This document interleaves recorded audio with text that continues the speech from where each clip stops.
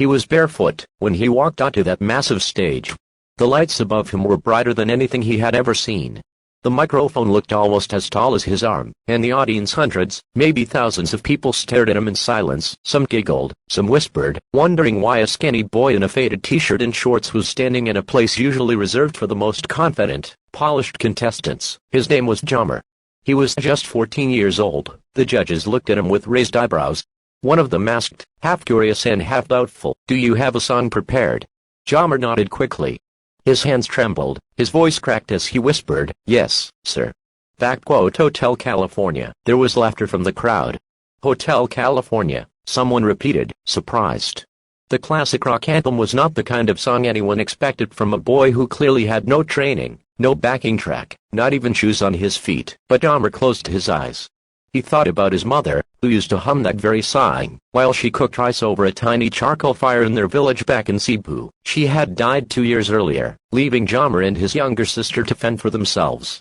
Their father, a fisherman, had been lost at sea during a typhoon. From that day, Jammer had become the man of the house, selling sampagita flowers on street corners, sometimes singing in jeepneys, just to earn a few coins. The stage was his chance. His last chance. He gripped the microphone with both hands, took a deep breath, and sang the first line. And in that moment the entire theater fell silent. The sound that came out of the boy's mouth was raw yet hauntingly beautiful. His voice carried the depth of someone who had lived through more pain than his years should allow. Each note was drenched with longing, every word a memory. He wasn't just singing a song, he was telling a story. His story, through the music. As he sang about the dark desert highway and the warm smell of colitas, the audience began to lean in. Some gasped.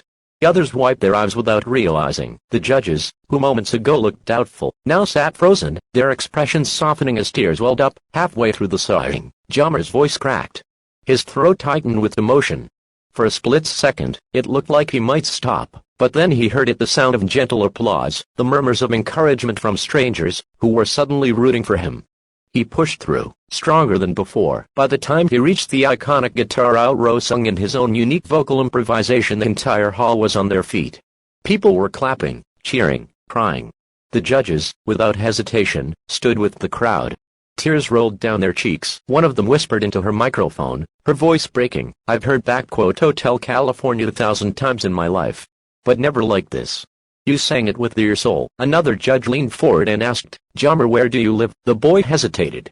Then, softly, he replied, "On the street with my sister." The crowd gasped. The judges were stunned. Suddenly, everything made sense: the bare feet, the nervous trembling, the way his voice carried a depth far beyond his years. He wasn't just performing a song. He was surviving through it. One of the judges stood, walked across the stage, and hugged him. The boy broke down, sobbing into her shoulder, years of pain and hunger finally pouring out. The show didn't just give him a yes. They gave him something more. A sponsor stepped forward that very night, offering him and his sister a home, food, and a scholarship. Overnight, Jammer went from being a boy selling flowers on the streets to a national sensation. Videos of his performance went viral, shared across the world. People from countries he had never even heard of sent donations and letters, thanking him for reminding them of the power of music, the resilience of the human spirit, and the importance of never judging someone by appearances. But for Jammer, the true victory wasn't fame or money.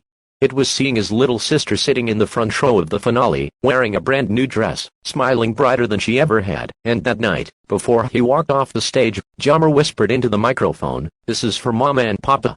And for anyone out there who feels like they are invisible. Don't give up.